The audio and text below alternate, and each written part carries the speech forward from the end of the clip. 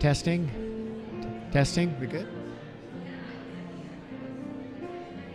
Okay.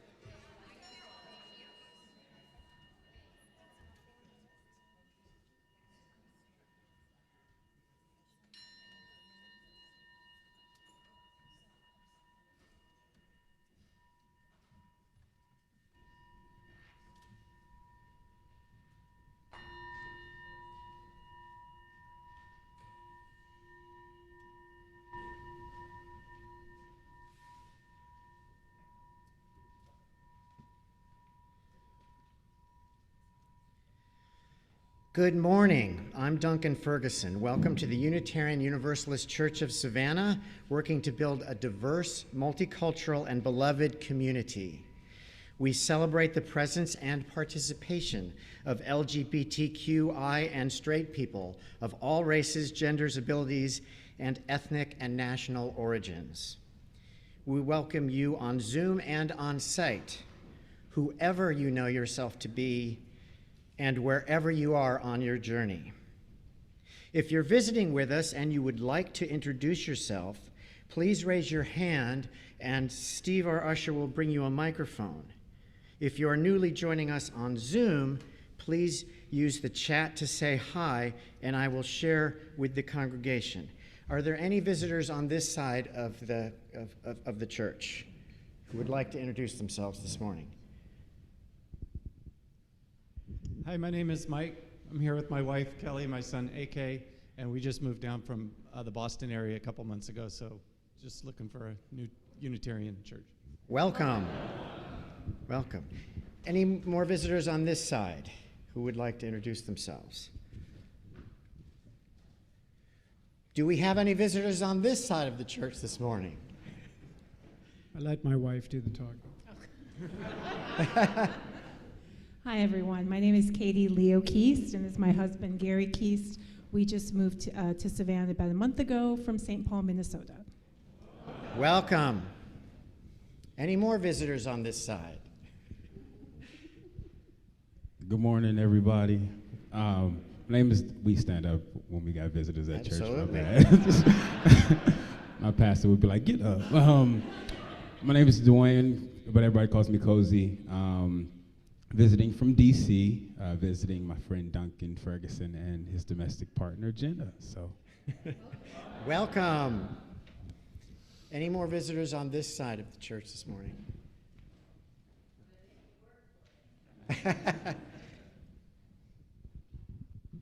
Hi, my name is Robin Wingate, and I've lived in Savannah for 17, 18 years. This is my first visit here, and I can tell I love it already. Thank you. Welcome. Let's see. We don't seem to have any new visitors on Zoom this morning. It's good to have you all with us. Please join us in the social hall for refreshments following the service. You'll find the social hall in the next building by following the crowd through this door or through the main doors, or just ask an usher. There are 2 cards in the pew back in front of you to help us gather information for the good of the community. Use the rainbow chalice card, either the QR code or the space provided to write your contact information, to sign up for our newsletter, and to receive a welcome letter from our minister. Zoom visitors may contact our administrator via the email in the chat. To share a joy or sorrow, please use the card with the red heart and the chalice. Zoom participants may type a joy or sorrow in the chat, and I will read it aloud during the service if you indicate that you wish so. If you fill out either of these cards, please put them in the collection plate that will be coming by a little later this morning. Church announcements are emailed to members and friends on Tuesdays and Fridays. You check your email for complete details on the following. Judy Deinhardt will be in Ron Hall following the service for the next 4 Sundays, including today, accepting sponsors for our upcoming concert series. Please ask her how you can get 2 free tickets to all 6 concerts. UU Church, our UU Church Beautification Day is Saturday, September 16th from 9 to 11 a.m. Adult Faith Development class starts next week, Tuesday evenings from 7 to 8:30 p.m. in Ron Hall, from September 12th to November 7th.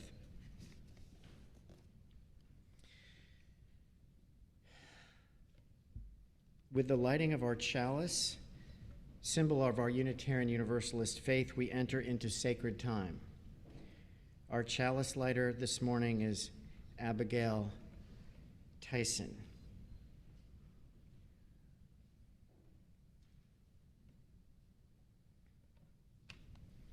We light this chalice as a symbol of reunion. We reunite in this sanctuary to take the flow, to share the flow of our hearts with one another. We gather together in ritual to celebrate our fountains of joy, to hold each other through storms of grief, to guide one another through rapids of transformation, to rest together in ponds of stillness. Together we honor the spirit of water in its many forms and its life-giving essence.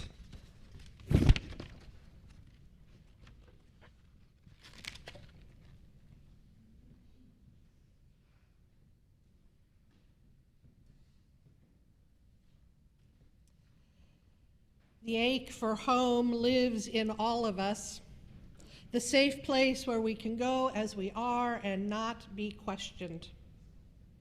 So it is we wander, from parents' arms and back again with our first steps, from friendship circle to friendship circle at each age and stage of life, and sometimes back again. From inherited values and beliefs and opinions to novel, wider, stranger, truer, deeper, more, maybe narrower values, beliefs, and opinions. And sometimes, in some matters, back again. From blue jeans to business suits, sneakers to heels, flip-flops to Oxfords, and almost always back again. From abode to abode, town to city, village to farm, state to state, country to country, and sometimes back again in the end. Because the ache for home, the safe place where we can go as we are and not be questioned, lives in all of us, we wander. Because home, that safe place where we can go as we are and not be questioned, is never a place, we wander. Because wandering can be lonely, can be terrifying, can be exhausting, we rejoice when we find our way to this resting place, this space of sanctuary, companionship, and renewal for the journey, this hour when the aching subsides, and when we find our way back again for another week, for another year, we rejoice tenfold, knowing this may not be our final and forever home, but it is a safe place, and we can come as we are and not be questioned. Will you please rise in spirit or in body for our hymn of the month, number 407. We're going to sit at the welcome table.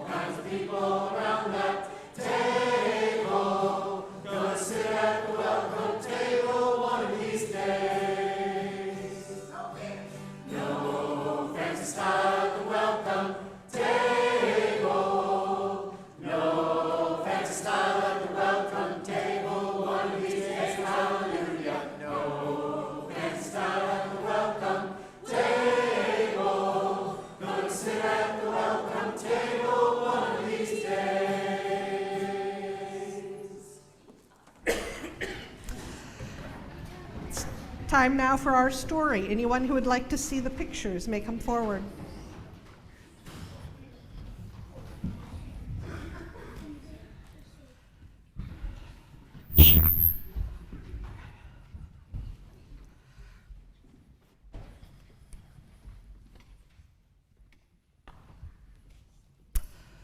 Our story this morning is called Drop, an adventure through the water cycle. This is water. Hi, I'm Drop. Drop lives here on planet Earth. She has been here for about 4,500,000,000 years. I'm 4.5 billion. Drop has seen a thing or two. She has lounged in every lake and soaked in every sea. Drop spends most of her time in the ocean. She rides wild waves and drifts on gentle currents. She sunbathes on the surface of the sea. Sun fills Drop with energy. She gets all warm and wiggly.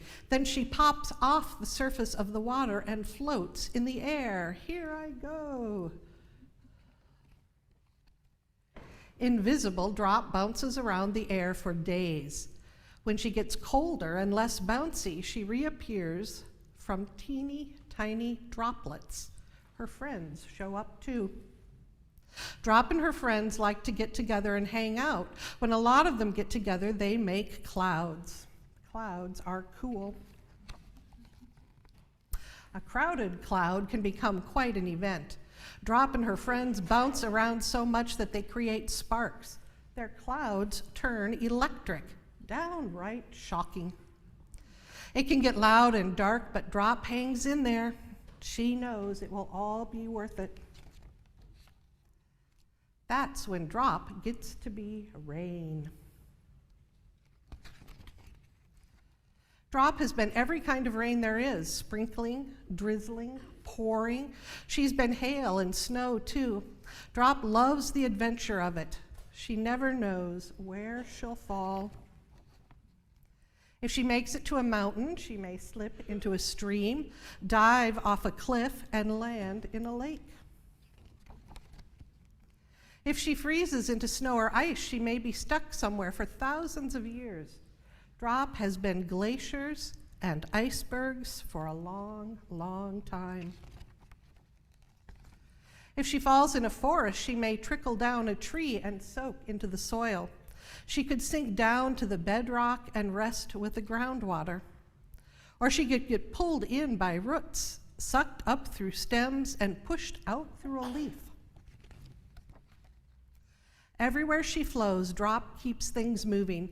She even moves through plants and animals. Drop travels from flower nectar to bees and butterflies. She fills fruit with juice for birds and bears. And do you know who else? Every time you eat or drink, Drop also gets to flow into you. And that's when a whole new adventure begins. Thank you for being good listeners. I have some water for you, stuck into water beads. So you may take one with you to your seat, and then you'll come up again a little later to help me again. So come and get your water.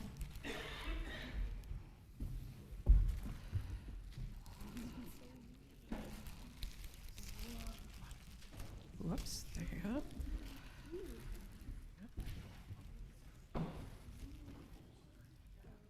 Okay.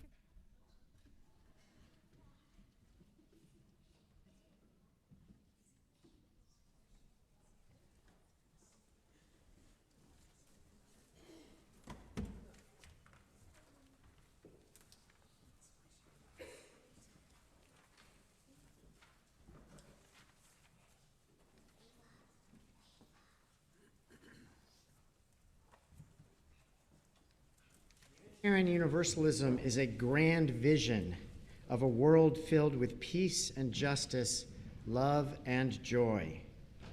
That vision is embodied in a few large congregations, in numerous mid-sized congregations, and many, many small congregations. No matter its size, every congregation depends on each of its members. Each one of you, by your commitment of time, energy, and resources, helps make that grand vision real. Individually and together, we are Unitarian Universalists, building a world filled with peace, justice, love, and joy. To donate via debit or credit card, please use the QR code on the back of your order of service or go to www.uusavannah.org and click on the donate button. Mailed checks are also welcome. Thank you for your generosity.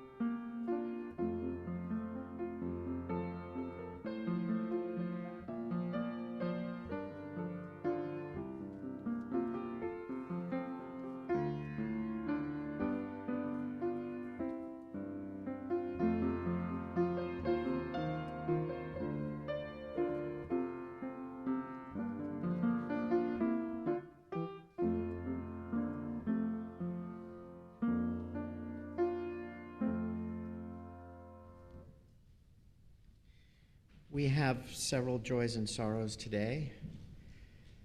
Sorrow is that Kate Green cannot be with us this morning as she is traveling to West Point, New York for the burial of her mother tomorrow on September 11th. A joy is that Susan Daggert reports successful surgery last week to prepare her right rotator cuff. Some of you may remember that she had her left rotator cuff repaired in 2021. Her joy is that she has two wonderful friends who are attending to her, taking care of her day and night around the clock during these early painful days of recovery. A joy and concern is that my sister Susan is recovering from back surgery after being medevaced 300 miles to that Danny wrote that her sister Susan is recovering from back surgery after being medevaced 300 miles to Anchorage, joyful that she is doing well.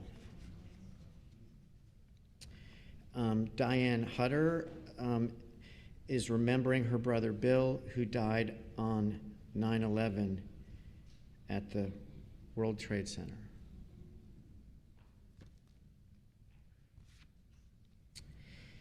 And Lily and Ed are celebrating their 60-something birthdays this week.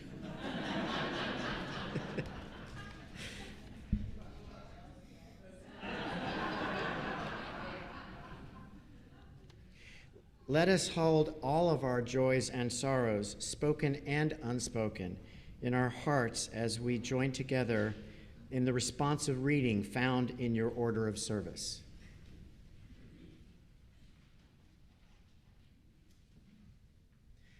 Sorrow is everywhere. Yet joy is reborn. As we mourn together, So we celebrate together. and offer thanks, That we are not alone. so may it be now and in all the days to come.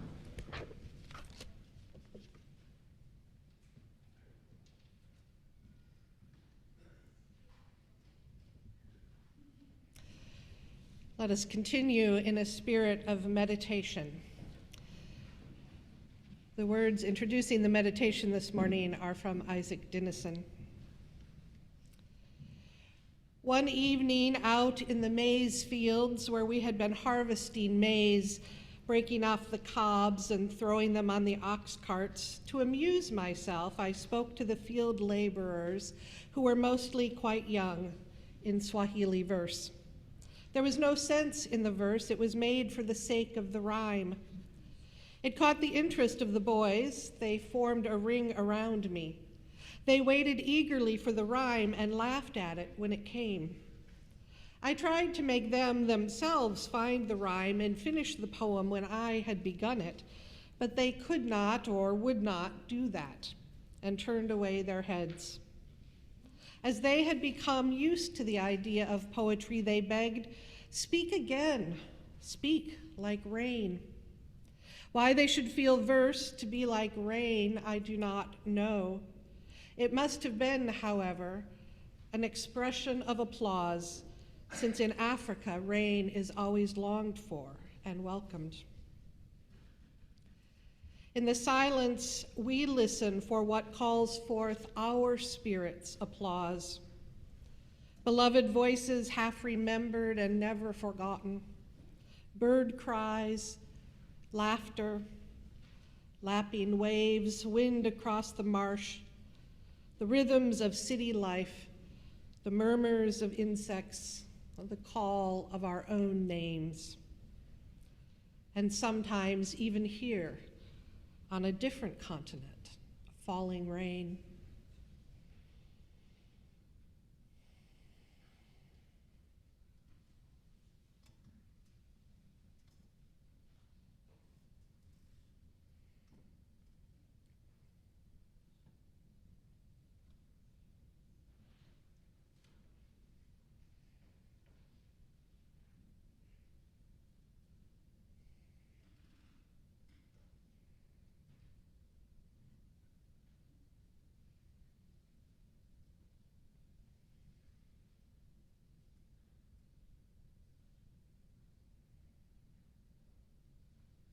Amen.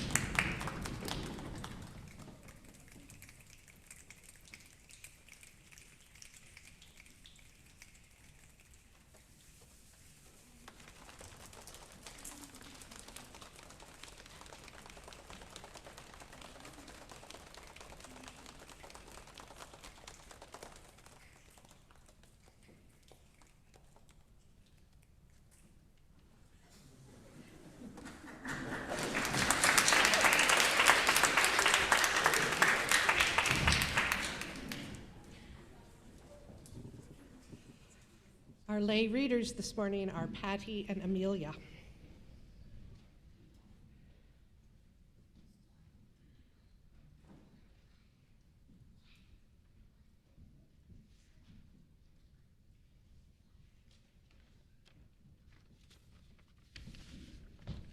Water. A drop of water fell on my hand, drawn from the Ganges and the Nile, from hoarfrost ascended to heaven from a seal's whiskers, from jugs broken in the city of Is and Tyre. On my index finger, the Caspian Sea isn't landlocked, and the Pacific is the Redava's meek tributary, the same stream that floated in a little cloud over Paris in the year 764 on the 7th of May at 3 a.m. There are not enough mouths to utter all your names, O water. I'll have to name you in every tongue, pronouncing all the vowels at once, while also keeping silent for the sake of the lake that still goes unnamed. Someone was drowning, someone dying was calling out for you. Long ago yesterday, you saved houses from fire. You have carried off houses and trees, forests and towns alike. You've been in christening fonts and in courtesans' baths, in coffins and kisses, canoeing at stone, feeding rainbows, in the sweat and dew of the pyramids and lilacs.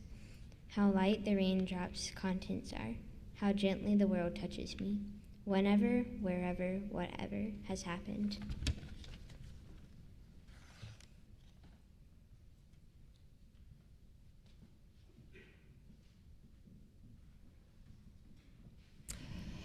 That was Water by Wisława Szymborska. Our hymn is number 100, but the words are in your order of service because we're going to do it in a slightly different order. But we got to get set up a little bit first, so I'll tell you when it's time. Okay, kids, come on forward.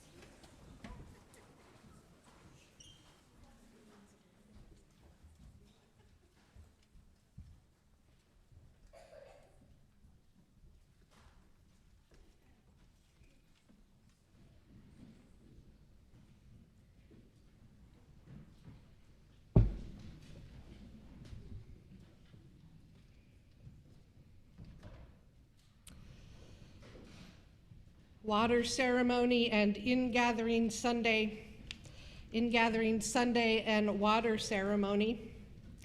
These two in no way inherently related events have, through repetition, become fused in the liturgical cycle of many Unitarian Universalist congregations and in the heart of many individual Unitarian Universalists, including here, as you can see, at the Unitarian Universalist Church of Savannah.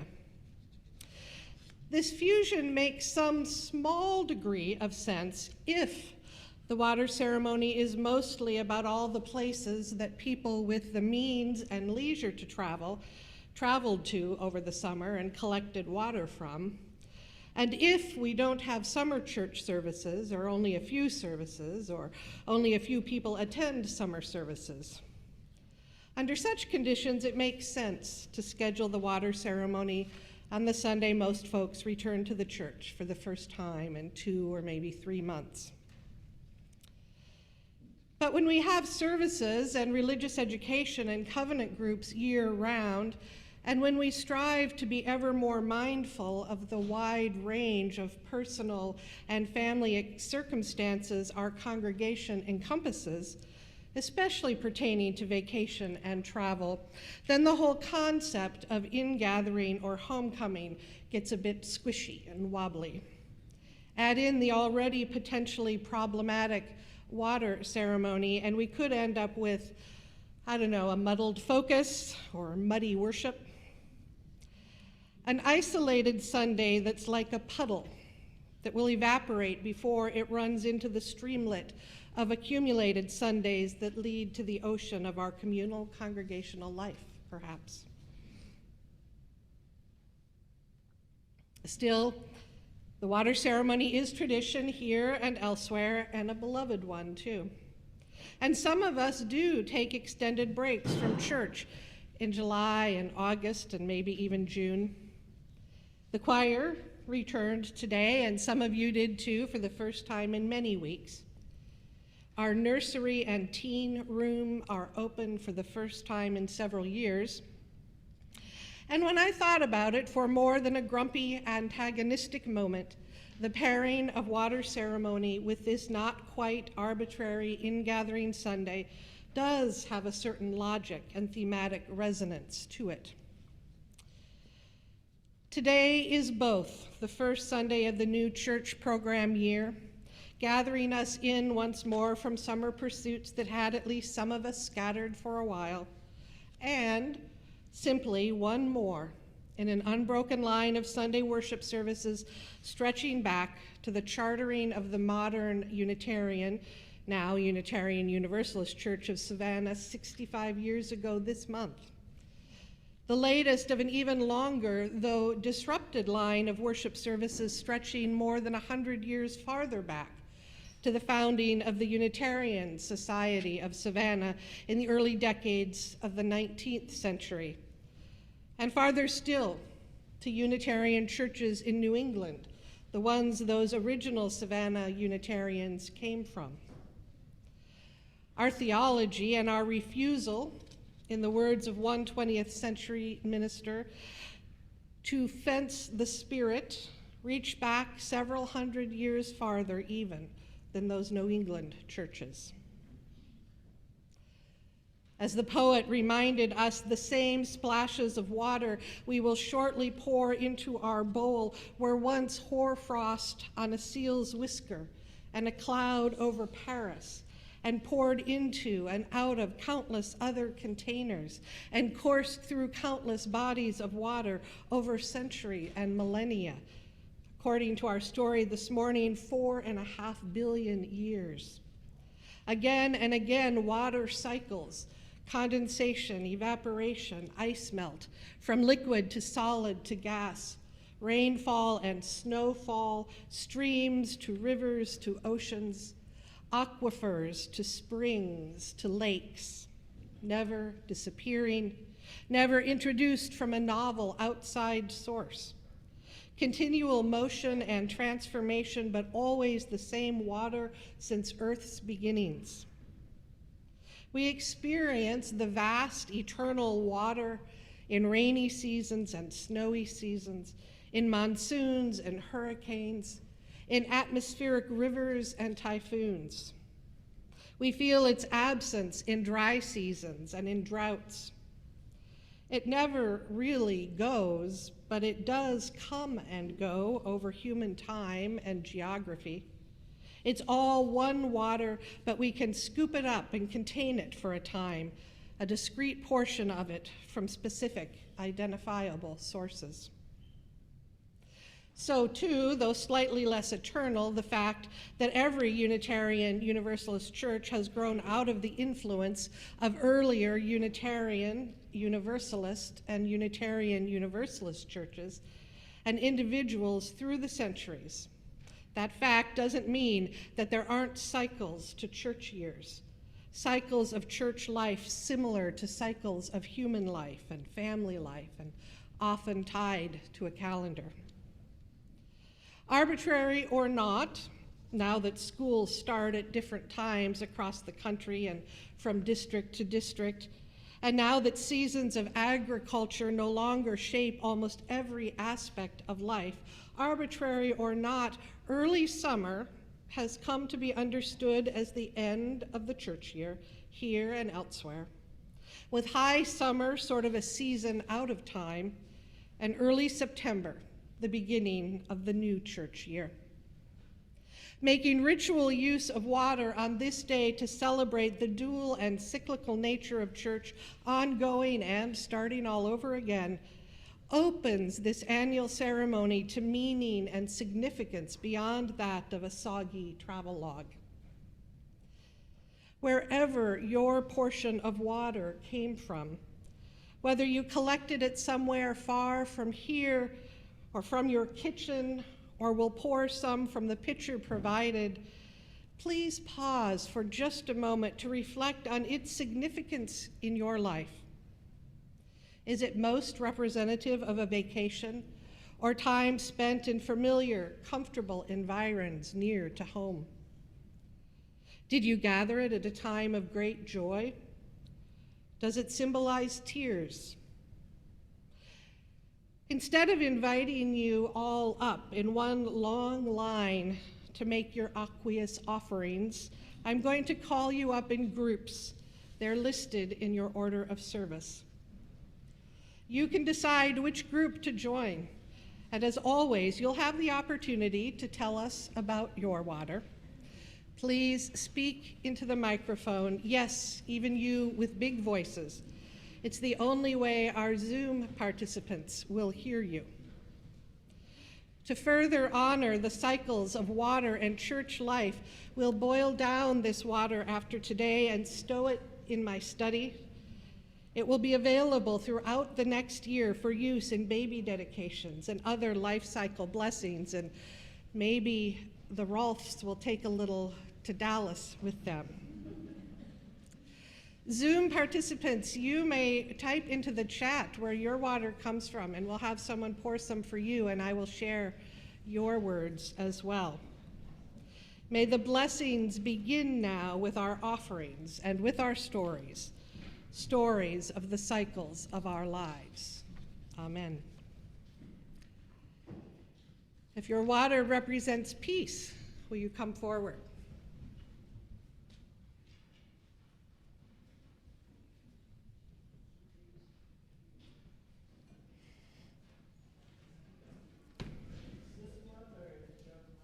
Joseph, microphone. You need to use the microphone. This water is from my cat JJ's water dispenser.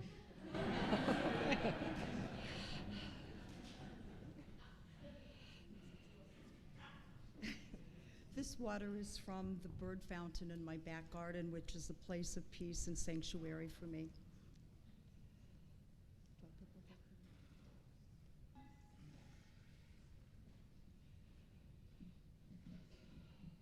This water represents, I made it to Tybee Island, so I put my feet in the water of Savannah, and I would like to find some peace of mind because my move to Boston has become less than confirmed. Oh, that's interesting water. If your water represents joy,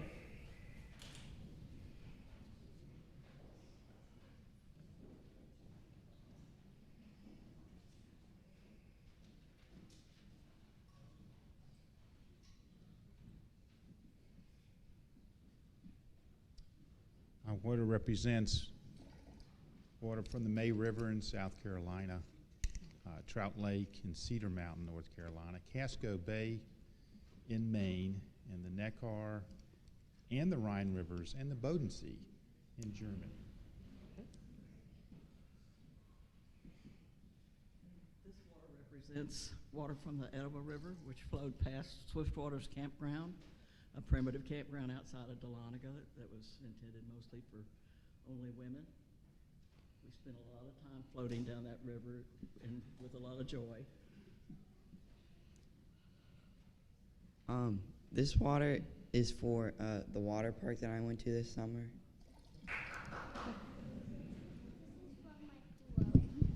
This is from my pool.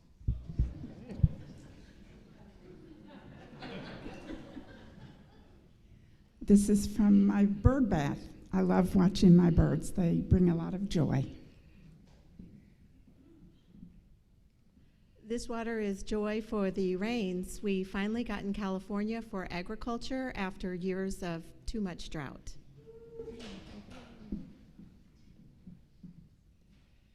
This water is from the River Kemp in Shropshire, England, where I had many joyful times.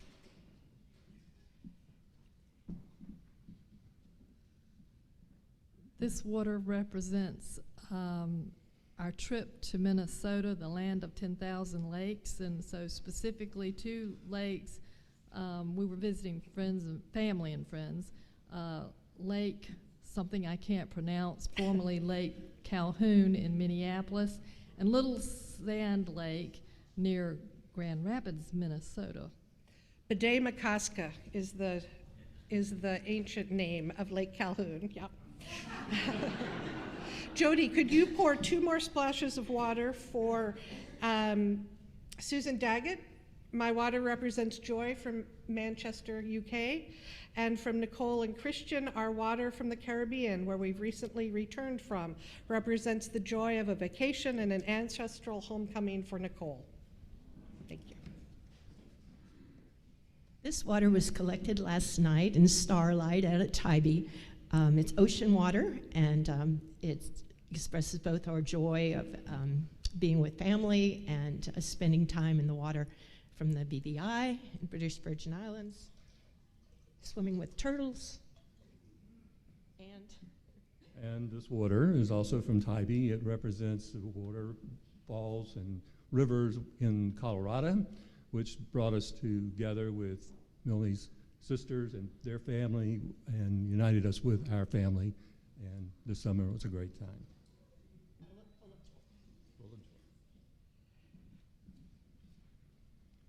The water Diana is pouring is from the James River in Richmond, Virginia, where last weekend we gathered with family on the banks of the James, and I baptized our youngest granddaughter.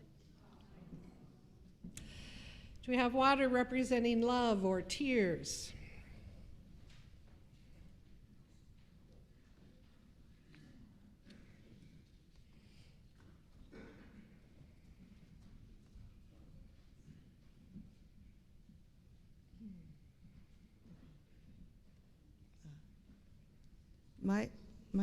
Our water represents, it's from the ocean, and it represents the peace, gratitude, and love we feel when we're in the ocean.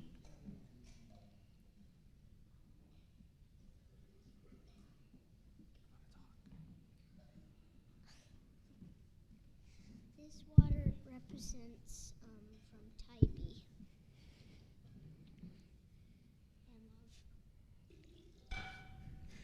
And this water represents water from Lake Whitingham in southern Vermont, where I was reunited with my best friend from growing up, and I introduced him to Hugo for the first time, and we went canoeing, and it was right after the Vermont storms that were, so everything was flooding with water everywhere. It was really intense.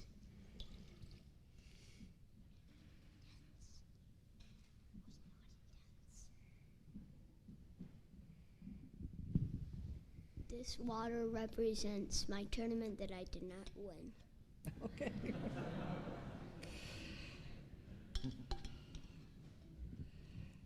This represents the tears of all the friends I've lost from overdose.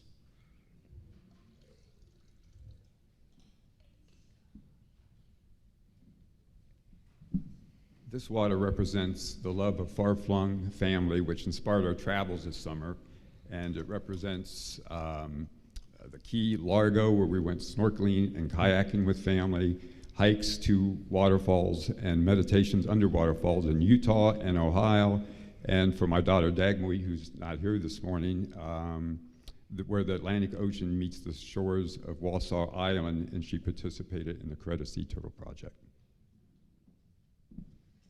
This water came from a tap somewhere here at the church.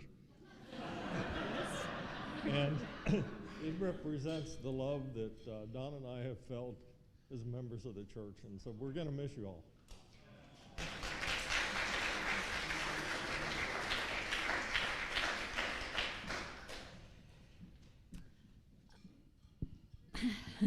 This water represents love of family. We traveled to Washington and Oregon,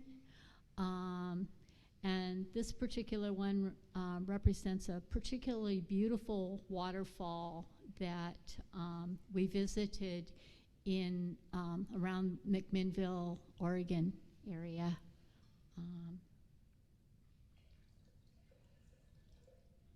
Louise, will you pour a little more in for Vicki, who writes, "My water represents gratitude that we in Savannah have been given enough of it and not too much."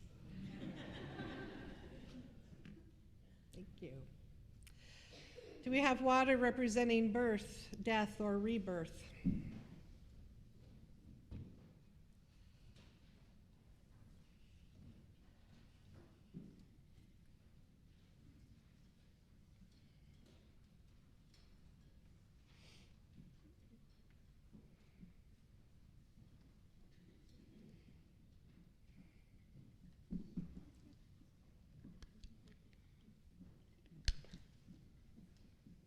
This water represents my my pop-pops who recently passed away.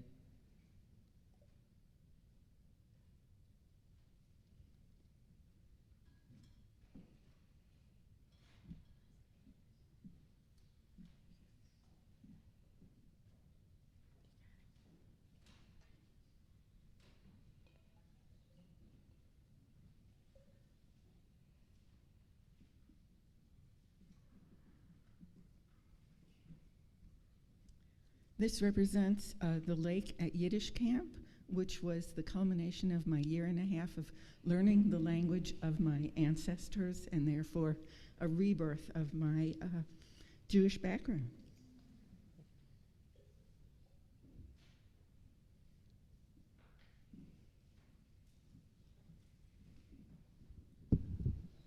This water represents the ocean, which I believe is from which I was born because I'm always drawn to it, and my 82nd birthday, which is in 2 weeks.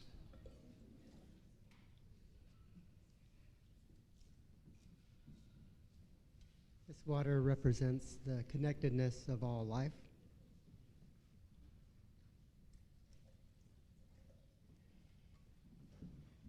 This water represents the water that David lets us bring to choir practice and the rebirth of how wonderful it is to sing with everyone.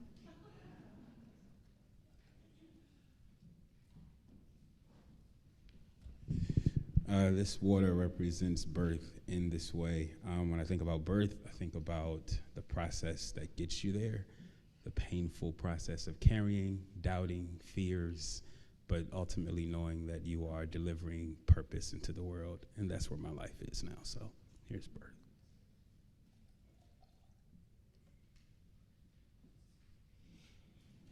This water represents rebirth of the human spirit after difficulty. It comes from my tap, but represents the water in our tidal marsh outside of the love of my life, Jenna's, and my home. The tide was low this morning, so that's why it didn't come from the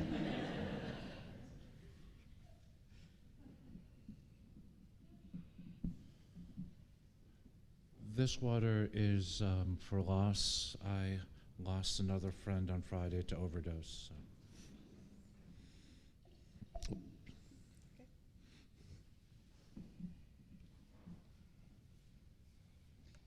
This is for several friends that I've lost recently.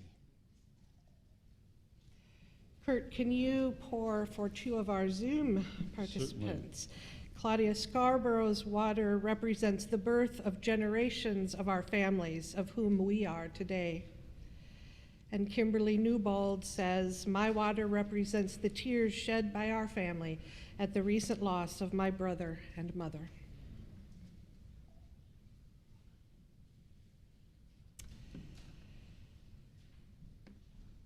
And any water from home or from adventure or from someplace I haven't mentioned.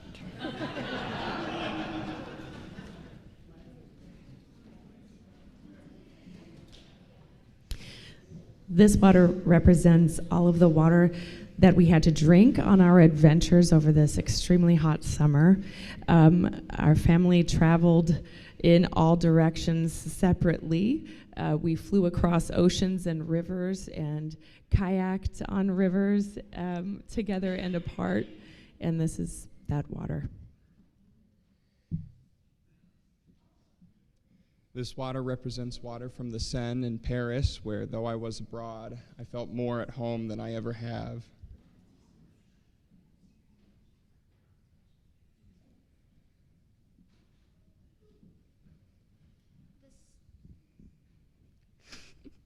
This water represents my friend's water bottle.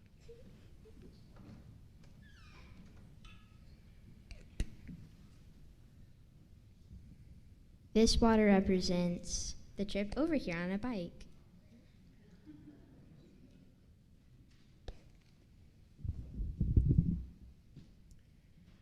This is some of the tap water that we gathered recently in preparation for the storm that fortunately passed us by in Savannah.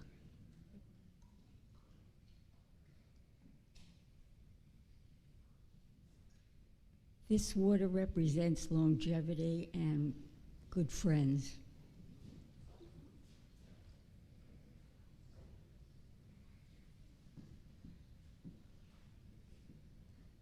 This water represents the adventures that Jim and I had this summer. We went to both Costa Rica and Canada, which is farther than we usually go, and the adventure involves a cut finger, a lost tooth, and a sprained ankle. But despite that all, we also experienced love and joy.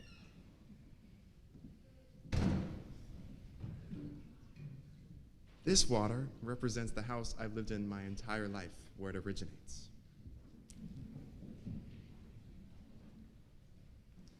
This is actual water from Turner Creek, which goes into the Wilmington River and into the Atlantic Ocean, where we had many adventures on our staycation this summer.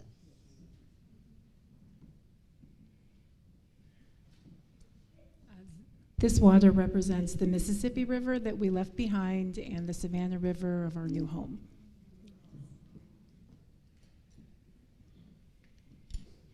This water is from my kitchen, so it represents home, but it also represents for me walking along a beach on the Bering Sea and realizing that you can love something without completely understanding it, and that the world is just full of magnificence.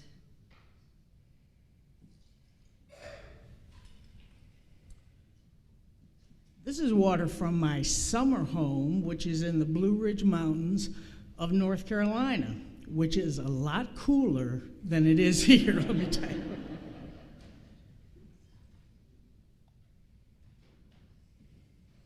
This is water from the filter in the fridge in our new house here in Savannah. It represents the welcomeness I've felt here and in the church and in the choir since we moved here last year. It is also from the water bottle that gives both of us sustenance every day.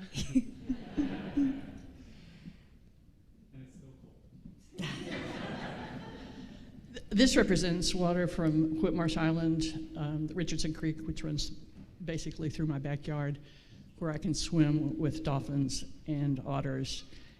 And I can't believe I can call this place home.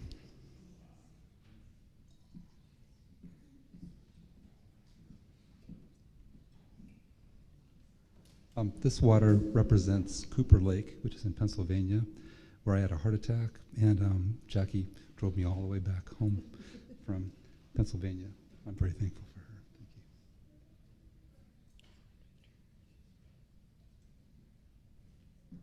And for me, this represents the water at Cooper's Lake, where we had a great adventure doing medieval reenactment, which had a scare at the end, but it came out okay, so that's a joy. And also, I want to pour a little drop to represent the ocean at Tybee, where we live, and where we have adventure all the time, especially the last week or two in the storm. This water comes from a kitchen sink in Midtown where I moved last year. It represents the adventure of moving here from New Jersey, and it's an adventure that I'm still processing 1 year later. And I'm grateful.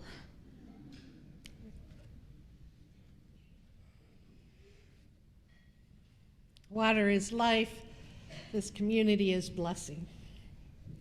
Will you please rise in spirit or in body for our closing hymn, number 299, Make Channels for the Streams of Life.